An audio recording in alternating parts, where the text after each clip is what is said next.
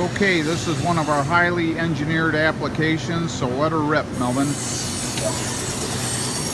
It's an oilless, 1 horsepower, single stage compressor, and we've attached a special control panel to it that has an HOA switch and disconnect.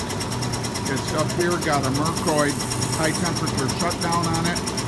Compressor pump is a 1 horsepower single stage. We've mounted it on our 30-gallon tank here with the Saylor-Beall white paint.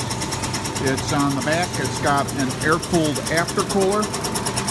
We run this with a full-duty 1750 RPM 3-phase motor.